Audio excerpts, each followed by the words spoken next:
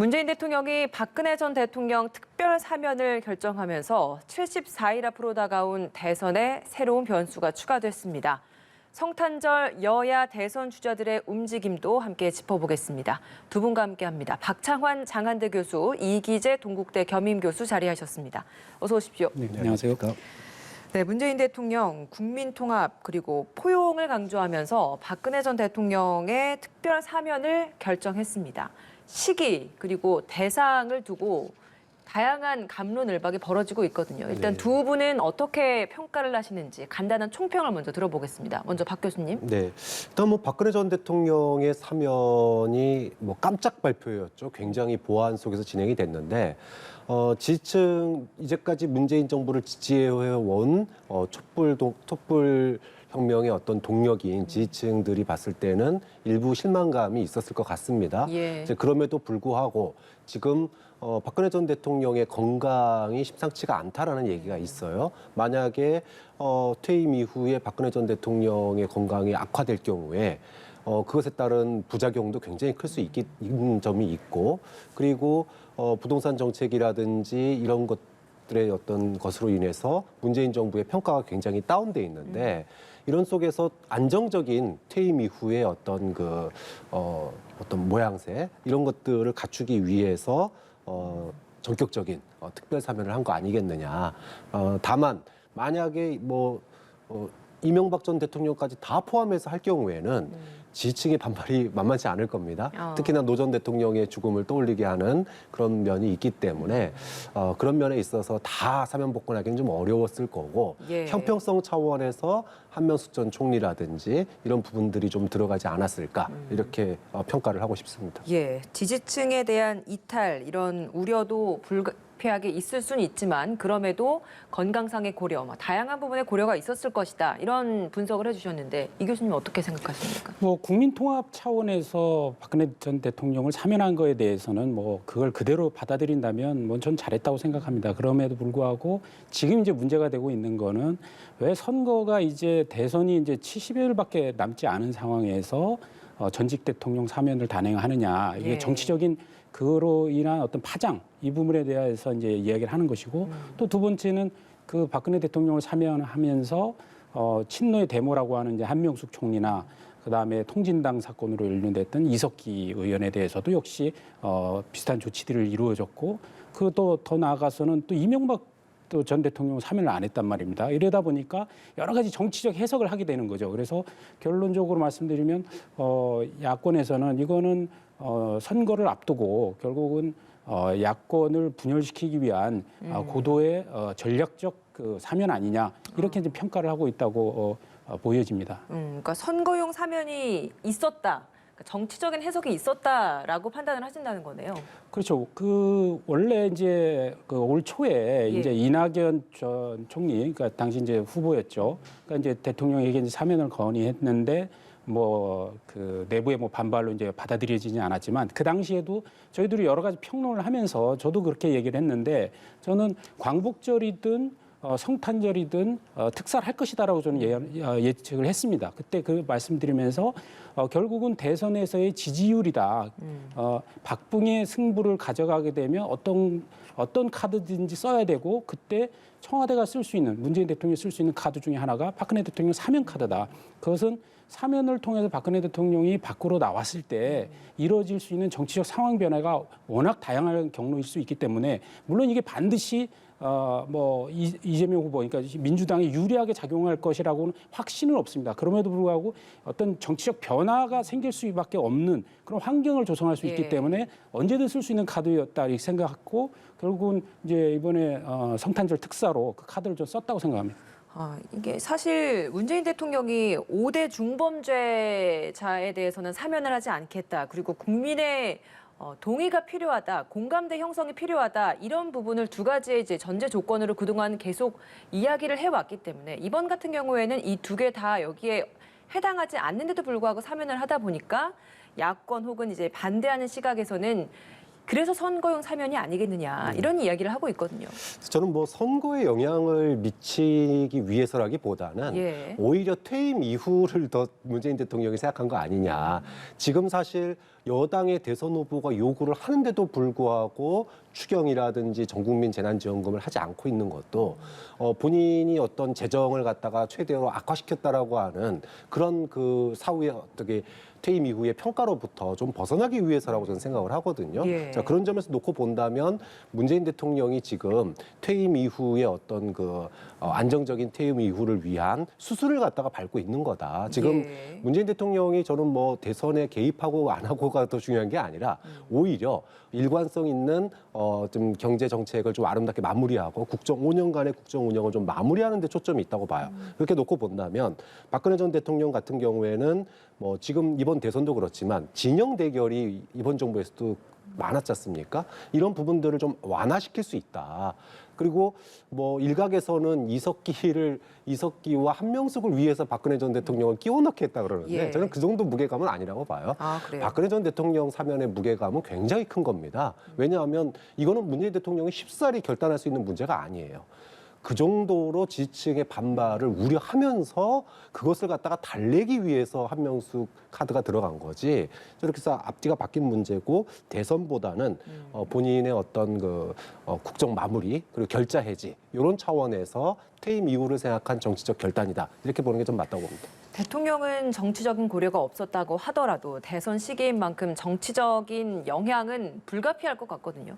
그러니까 민주당, 국민의힘 모두에게 미치는 영향이 각각 다를 것 같아요. 그러니까 먼저 민주당에게 미치는 영향을 보면 앞서서 지지층 이탈의 우려도 있을 수 있다라고 이야기를 하셨는데 또 일각에서는 중도층의 표심을 공략할 수 있는 긍정적인 영향도 있을 것이다. 이런 분석도 있습니다. 둘 중에 어느 정도 어디에 좀 더 무게를 두시는지도 궁금합니다. 뭐 플러스 마이너스가 다 있을 겁니다. 그런데 실보다는 득이 조금은 더 많지 않을까 싶어요. 당장 한번 생각해 보자고요. 30일 날 사면이 이루어지면 아마도 중계차가 따라 붙을 겁니다.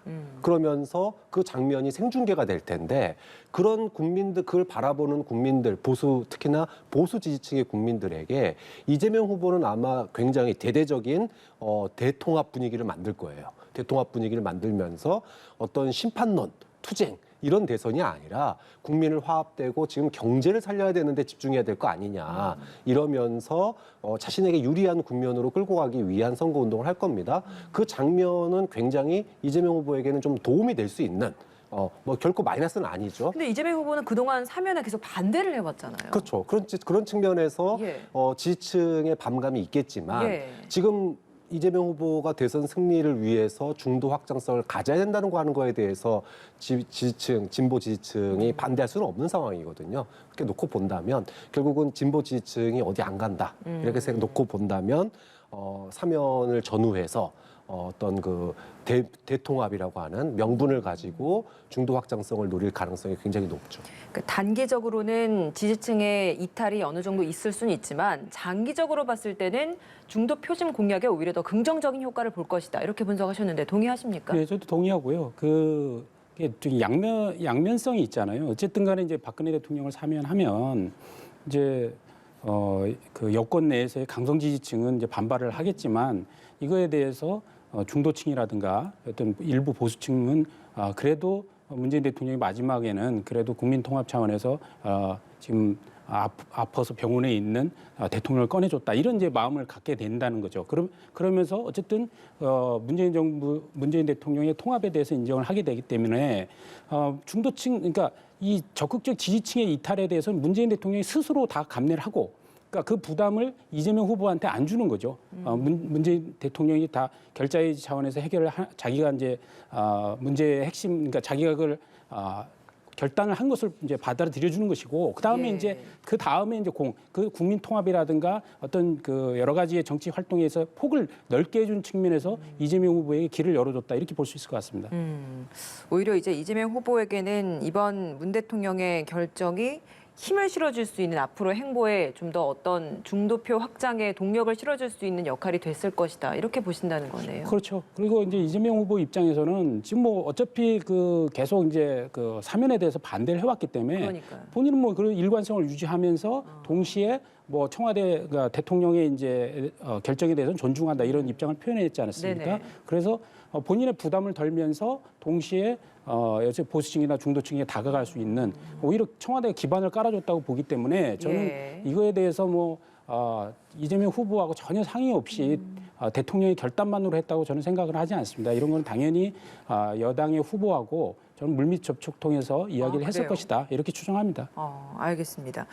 국민의힘은 셈법이 사실 좀 더 복잡합니다. 지금 국민의힘의 대선 주자가 박근혜 전 대통령을 구속 수감시켰던 당사자이지 않습니까? 그러니까 탄핵 이슈가 다시 수면 위로 떠오르는 것이 과연 윤석열 후보에게는 어떤 영향을 미칠 것인가? 어떻게 보십니까? 그렇죠. 사실 윤석열 후보 입장에서는 그 곤란한 상황이 좀 됐다고 보여지거든요.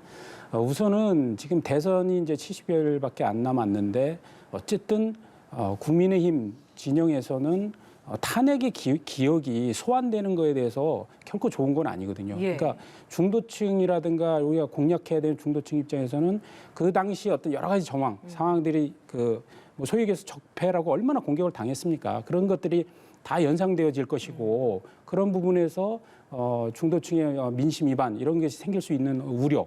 그다음에 또 아직도 이제 박근혜 대통령을 이제 무죄라고 생각하는 아주 강성 지지층이 또 존재하고 현실적으로 예. 그 지지층이 어쩔 수 없이 윤석열 후보를 정권 교체의 대안으로 받아들였지만 그럼에도 불구하고 이제 박근혜 대통령이 나오면서 당시를 회상하면서 윤석열 후보에 대한 지지를 일부 철회할 가능성도 상존하고 있기 때문에 지금 국민의 입장에서는 굉장히 좀 별로 이 선거에는 득이 안 되는 상황을 맞았다 이렇게 평가할 수 있을 것 같습니다. 그래서 이준석 대표도 좀 빠르게 입장을 내놓지 않았나 이런 생각이 듭니다. 사과까지는 아니더라도 박 전 대통령의 입장 표명이 필요할 것이다 이런 이야기를 했습니다. 박근혜 전 대통령이 실제로 이제 병원에서 치료를 받고 이동을 하면서 어떤 메시지를 내놓을 수 있을지 어떻게 전망하십니까? 저는 뭐 파격적인 메시지나 논란을 불러일으킬 메시지가 쉽게 나오리라고 저는 뭐 기대하기는 어렵다고 봅니다. 지금 지난번 일성도 사면해준 문 대통령에게 사의를 표한다. 예. 뭐 이런 이제 메시지를 했다라고 하는 거고, 그 당분간 본인의 어떤 그 건강 치료, 건강에 집중하겠다 이런 얘기가 있었기 때문에 예. 아마도 좀 어느 정도 회복되고 난 이후에 대선이 끝나고 난 이후에 좀 뭐 논란의 발언들도 나올 수는 있겠지만 예. 이번 대선에 직접적으로 참여하는 어떤 논란을 불러일으킬 만한 메시지를 지금 당장 내놓기에는 좀 부담되지 않겠느냐. 좀 그런 측면에서 윤석열 후보가 박 전 대통령 입에서 무슨 얘기가 나올지 사실은 조금 굉장히 좀 우려 반 기대 반 그런 시선을 보낼 수밖에 없는데 네. 큰 걱정 안 해도 될 것 같다 그렇게 생각합니다. 큰 걱정 안 해도 될 것 같다라는 말은 윤석열 후보에게 크게 해가 될 것 같은 마이너스가 되는 표현은 나오지 않을 것이다. 저는 뭐 이런 대선 예상을 기간 하신다는 중에는 발언을 조금 자제하지 않을까 싶습니다. 근데 입장 표명은 하긴 할까요? 그건 뭐 일반적인 감사회. 그동안에도 이제 본인에게 옥중에 있으면서 지지자들이 보낸 편지라든지 이런 거에 대해서 답장들을 보냈었잖아요. 예. 그런 것에 대한 일괄적인 어떤 감사, 그다음에 본인은 더 건강에 더 집중하겠다라고 하는 그리고 국민 여러분께 뭐 심려를 끼쳐 죄송하다고 하는 뭐 이 정도의 일반적인 메시지가 나올 가능성이 좀 더 높다고 봅니다. 이 정도의 메시지가 나온다고 한다면 이건 사실 이준석 대표가 생각하는 그 정도의 유감 표명이나 이런 입장 표명은 아닐 것 같거든요. 그렇죠. 전 뭐 박근혜 전 대통령이 뭐 크게 이준석 대표가 요구하듯이 과거에 이제 탄핵 상황을 이야기하면서 크게 국민에게 사과하는 그런 메시지는 할 것 같지 않아요. 예, 그거는 그랬다면 뭐 이미 수감 중에도 여러 가지 경로를 통해서 그런 사과의 메시지를 했을 텐데 본인은 아직도 자신이 무엇을 잘못했다라는 부분에 대해서 인정하고 있지 않다고 생각하기 때문에 그런 메시지를 기대하기는 어렵다. 그러나 어떤 대선과 관련해서는 도움이 된다고 생각하면 어떤 메시지를 내기는 할 텐데 예를 들면 지난번 그 총선 때 메시지를 내셨잖아요. 그때 그러니까요. 거대 야당 중심으로 힘을 합치라는 메시지를 냈어요. 2020년 총선 때. 그런데 총선 직전에 메시지를 냈지만 그 메시지가 뭐 크게 도움이 됐다라는 생각은 하지 않거든요. 그때 뭐 총선 때 다 알다시피 민주당이 180석을 차지하는 총선이 되지 않았습니까? 예. 그런 면에서 볼 때 박근혜 전 대통령이 이번 대선 직전에 어떤 메시지를 낸다고 해서 그 메시지가 윤석열 후보에게 크게 힘이 실리다기보다는 오히려 여러 가지 해석을 낳으면서 또다시 이제 탄핵과 관련한 여러 가지 그 안 좋은 기억들을 또 소환하는 그런 상황이 되지 않을까 생각하고 그래서 스스로 그 메시지를 좀 자제할 거라고 봅니다. 다만 실제적으로 그 보수 진영에서 걱정하는 건 오히려 이번 대선보다는 대선 이후의 상황에 대한 정계 개편이라고 좀 보여지거든요. 즉 박근혜 대통령이 이제 건강을 회복하게 되고 대선이 끝난 상황에서 누가 이기든 간에 아마 정치적으로 다시 명예 회복 차원에서 이제 어쨌든 선거권과 피선거권이 회복됐기 때문에 다시 도전하실 가능성도 좀 농후하게 남아 있다고 생각하고 그 측근들이 또한 그걸 부추길 거기 때문에 이 대선 이후의 상황에서의 정치적 큰 변화가 있을 가능성이 있다 이런 점을 말씀드리고 싶습니다. 그 일각에서는 이미 윤석열 후보가 국민의힘의 대선 주자로 결정이 된 것 자체가 박 전 대통령의 이 탄핵이나 어떤 박 전 대통령의 영향력 자체가 이제는 좀 많이 줄어든 것이다. 이렇게 바라보는 시각도 있던데 여기에 대해서는 어떤 의견이신지도 궁금합니다. 그렇죠. 그러니까 이준석 대표가 당대표가 될 수 있었던 것은 탄핵의 강을 넘어야 된다라고 얘기를 한 것을 당원들이 인정했기 때문에 당대표가 될 수 있었어요. 탄핵 강을 넘어야 된다는 게 뭡니까? 탄핵은 정당했다라고 하는 걸 인정해야 한다라는 거죠. 좀 그런 점에서 본다면 뭐 국민의힘 지층 또는 보수 일각에서 여전히 탄핵 무효를 주장하는 사람들이 아주 극소수로 있긴 하지만 거의 대다수는 탄핵에 대해서 인정을 했고 다만 인간적으로 박 전 대통령의 어떤 건강이라든지 또 장기간에 걸친 옥고에 대한 그런 어떤 그 연민이지 이것이 어떤 정치적인 행보로 지금에 와서 영향을 받거나 그러기는 좀 어렵다. 근데 다만 아까도 말씀하셨지만 대선 이후에 소위 이렇게 정권 심판론이 높은 가운데서도 만약에 이제 대선과 지방선거에서 패배했다. 자, 이랬을 경우에는 뭐 그 보수의 성남 민심이 어디로 향할지는 그럼 뭐 아무도 모르는 일이기 때문에 뭐 그때 가서는 또한 여러 가지 어떤 정치적인 고려의 일부의 대상이 될 수 있겠지만 지금 국면에서는 박 전 대통령이 뭐 나설 국면이거나 그것에 영향받을 그럴 가능성은 좀 그다지 크다고 보지 않는 거죠. 대선 이후의 움직임이 더 중요하다라는 게 두 분의 공통적인 해석이신 것 같습니다. 그 사면 대상에서 이명박 전 대통령이 제외된 이 부분에 대해서도 친박과 친이 간의 분열을 일으키는 부분에 대해서 그래서 더 선거용 사면이다, 약간 정치적인 사면이었다 이런 분석도 있는 것 같은데 여기에서는 이 분열 가능성도 실제로 있다라고 보시는지도 궁금합니다.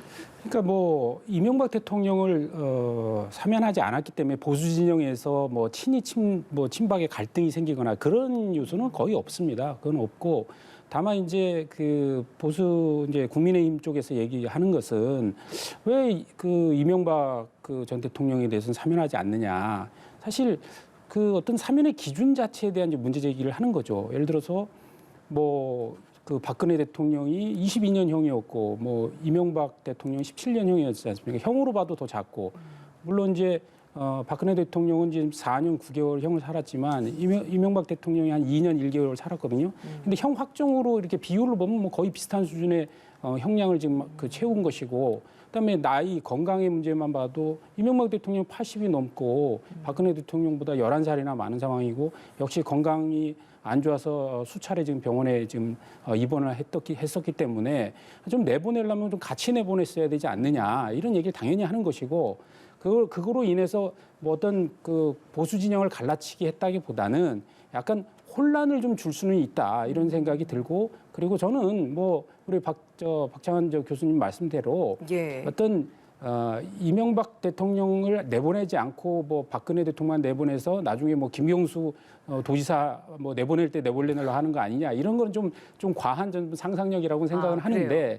어쨌든 어쨌든 간에 박근혜 대통령만 선 조치를 하면서 지지층을 좀 달래는 효과를 누리지 않았느냐 이렇게 전망을 할 수 있을 것 같습니다. 예, 알겠습니다. 이재명 후보, 윤석열 후보 나란히 정책 공약, 특히 경제 관련된 공약들을 많이 내놓고 있는 상황입니다. 부동산, 주식시장, 노동에 대한 견해들 유튜브에 출연해서 밝히고 있는데요. 먼저 이재명 후보가 내놓고 있는 이런 주장들 그리고 정책들 어떻게 평가하시는지 여쭤보겠습니다. 뭐 출마 선언할 때부터 이야기를 했었지만 성장, 공정 그리고 디지털 대전환 여기에 좀 포인트가 많이 가 있어요.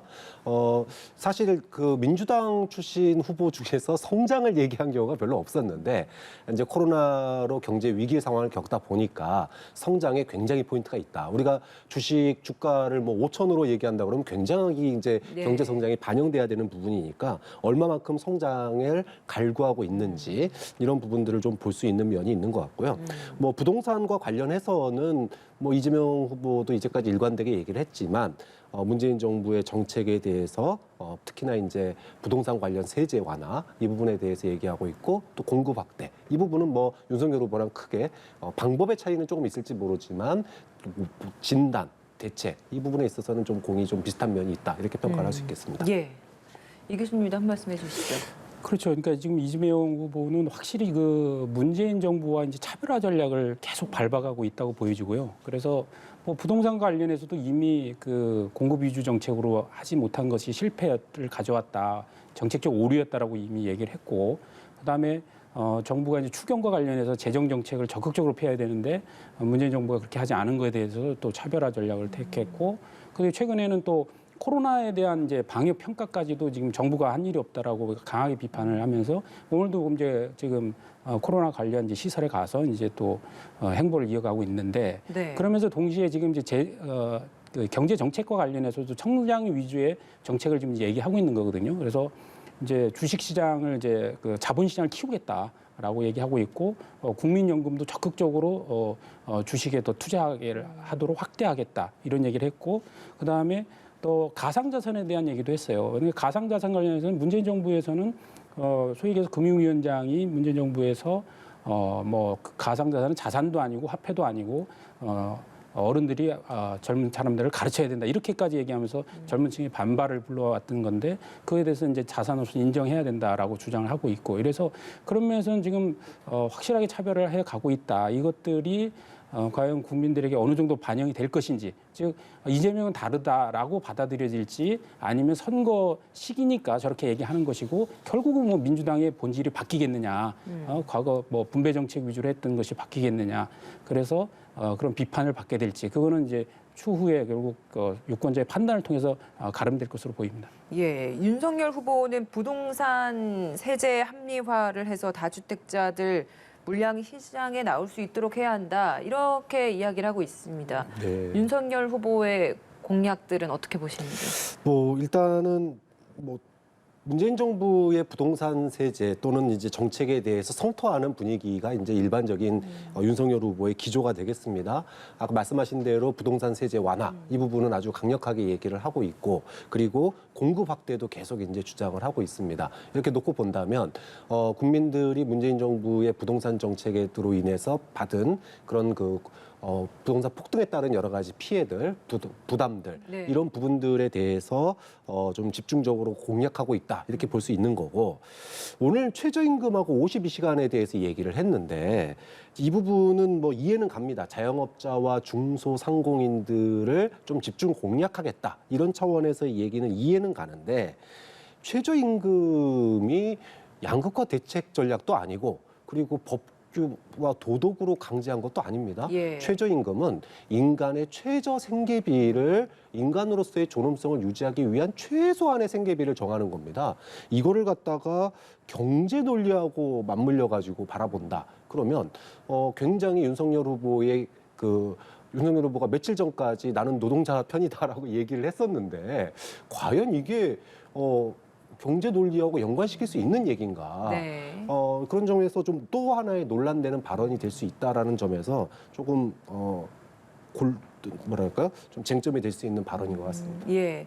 어떤 이 부분에 대한 견해도 같이 좀 밝혀주시죠. 우선 최근에 이제 윤석열 후보가 이제 내놓는 이제 경제 정책, 부동산 정책 이런들의 행보를 보면 결국 부동산은 과거 이제 문재인 정부가 했던 그러니까 수요 억제 정책이 아니라 그러니까 공급 정책으로 바꿔야 된다. 그래서 과거 수요 억제 정책을 하면서 각종 세제를 통해서 굉장히 국민들이 힘들게 했는데 그런 문제를 다시 원점으로 되돌리겠다라는 거거든요. 그래서 예를 들면은 지금 공시지가 급등에 따른 것도 역시 한 2022년에 공시지가를 2020년 수준의 공시지가로 반영해서 세금 부담을 덜어주겠다. 그리고 종부세 관련해서도 그 조정을 하고 재산세하고 통합해서 어떤 징벌적 세제 형식의 이걸 좀 바꿔보겠다. 예. 그리고 다주택자의 양도세를 2년 정도 유예를 해서 시장으로 물량이 나오게 하겠다. 이런 좀 정책을 피고 있고요. 네. 그리고 이제 어제는 이제 임대주택 관련해서 이제 공약을 내놨습니다. 그래서 임대주택이 많아야 사실 서민들이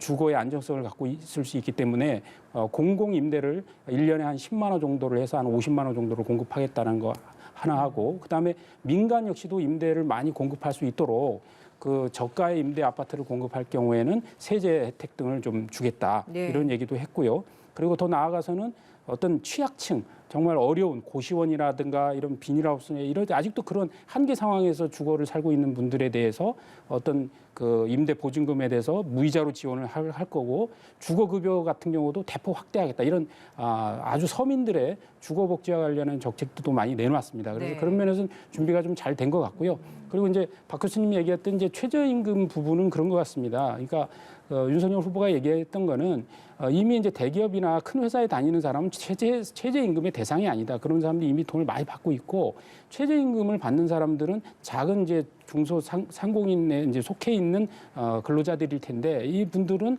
오히려 최저임금이 급격하게 인상되어지면은 그 일자리가 오히려 사라지고 문을 닫게 되기 때문에 오히려 네. 거꾸로 피해를 당할 수도 있다. 그래서 오히려 양극화가 더 심화될 수 있지 않겠느냐라는 알겠습니다. 이제 의미를 이제 전달한 것이라고 보여집니다. 예, 알겠습니다. 네거티브가 판치고 있는 대선 시기인데 그 어느 때보다 공약들을 저희가 좀 더 집중적으로 바라봐야 되지 않을까라는 생각이 듭니다. 박창환 장한대 교수, 이기재 동국대 겸임교수였습니다. 고맙습니다.